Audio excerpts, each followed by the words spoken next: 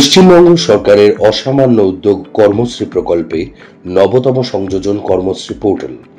ওয়ার্কারদের employment generate করতে হলে প্রথমে পোর্টালে লগ ইন করতে হবে। লগ ইন করবার জন্য পোর্টালে হোম পেজে গিয়ে পেজের ডান দিকে উপরে লগ ইন বাটনে ক্লিক করতে হবে।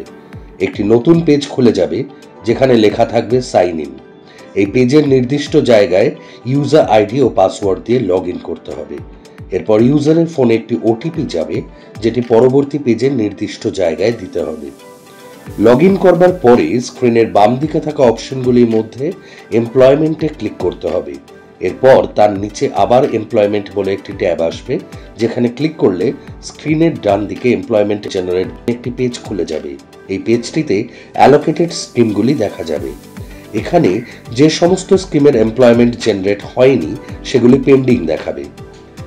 লিস্টটিকে বাম দিক থেকে ডান দিকে স্ক্রল করে পেন্ডিং স্কিমগুলির পাশে থাকা সবুজ রঙে এমপ্লয়মেন্ট জেনারেট বাটনে ক্লিক করতে হবে। এমপ্লয়মেন্ট জেনারেট বাটনে ক্লিক করলে স্ক্রিনের ডান দিকে একটি নতুন পেজ খুলে যাবে যেখানে স্কিম সংক্রান্ত সমস্ত তথ্য দেখে নিতে হবে।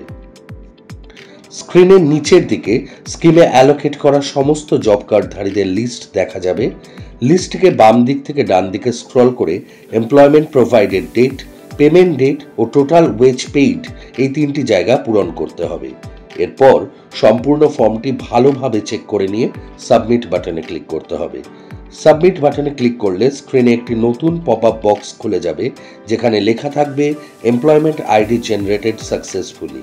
এরপর এমপ্লয়মেন্ট লিস্টে গিয়ে চেক করলে এমপ্লয়মেন্ট আইডি ও বাকি সমস্ত তথ্য দেখা যাবে।